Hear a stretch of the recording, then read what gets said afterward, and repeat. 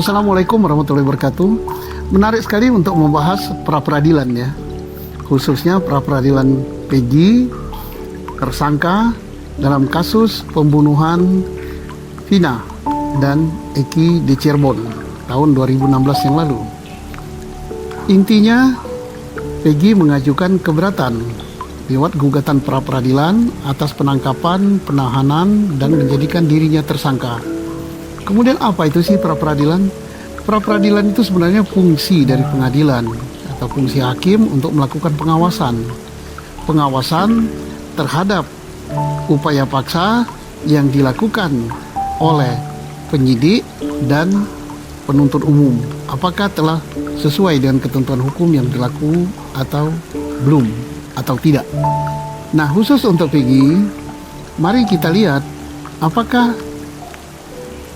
peluangnya ada gitu.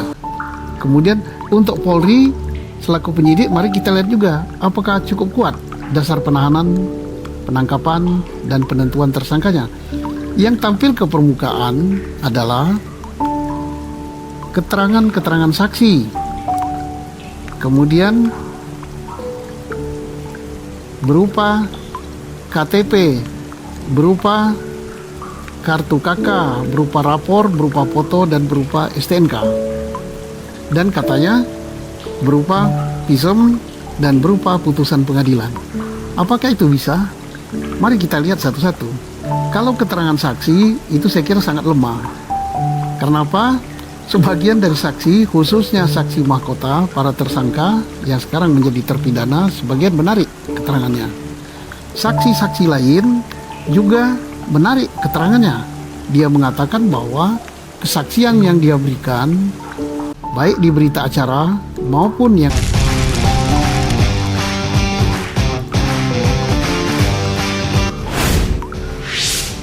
sampai di sidang pengadilan itu atas arahan dari siapa? Arahan dari ayahnya Eki dan arahan dari penyidik. Benar atau tidak itu Allahu a'lam bishawab. Dan juga ada saksi dari pihak Peggy yang menyatakan Peggy ada di Bandung pada saat kejadian, tidak berada di Cirebon. Maka kesaksian yang dipakai untuk memperkuat upaya paksa terhadap Peggy menjadi lemah. Nah, apakah visum bisa digunakan? Visum juga tidak bisa, karena di visum itu tidak menyatakan Peggy sebagai pelaku. Kemudian apakah laporan polisi? Laporan polisi yang dibuat oleh ayah Eki itu tidak bisa dijadikan alat bukti untuk penahanan Peggy. Mengapa tidak bisa? Karena justru isi dari laporan polisi itu yang harus dibuktikan. Apakah putusan pengadilan yang sudah mempunyai kekuatan hukum tetap atau inkrah di mana nama Peggy dicantumkan sebagai DPO? Ya tidak bisa juga, karena justru kalau Peggy ditangkap, Peggy yang harus dibuktikan. Peggy belum diadili, jadi Peggy belum bisa dikatakan sebagai terhukum atau tersangka, dia baru DPO. Nah, kemudian apa alat bukti lain? Nah, kita berharap alat bukti yang diajukan oleh Polri atau penyidik, pertama adanya sidik jari Peggy pada barang bukti yang untuk melakukan kejahatan itu. Kemudian yang kedua, adanya CCTV yang merekam Peggy ada di TKP. Yang berikutnya apalagi adanya DNA atau hasil lapor terhadap darah atau terhadap sperma, bahwa sperma Peggy berada pada Vina, darah Vina dan darahnya Eki ada pada tubuhnya Peggy.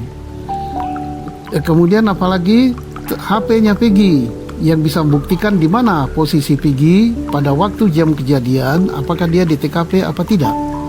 Nah, kalau hal itu semua tidak ada, maka sulit untuk menentukan Peggy sebagai tersangka, apalagi ditangkap dan ditahan, apalagi diajukan di pengadilan. Saya tidak memihak kepada siapapun juga, saya hanya menyampaikan apa yang ada. Ya, harapan kita ya memang penyidik Polri bisa membuktikan bahwa alat buktinya sudah terpenuhi minimal 2. Apakah pra-peradilan ini bisa ada upaya hukum lagi, misalnya banding sampai dengan tingkat kasasi atau PK? Tidak. Kemudian apakah beda pra-peradilan dengan pengadilan? Bisa. Pra-peradilan ini hanya mengadili sah tidaknya upaya paksa yang dilakukan. kemudian belum masuk kepada materi hukum. Kapan pra peradilan ini gugur? Gugur manakala perkara pokok sudah disidangkan. Berapa lama sih pra peradilan ini? Paling lama ya 1 minggu selesai.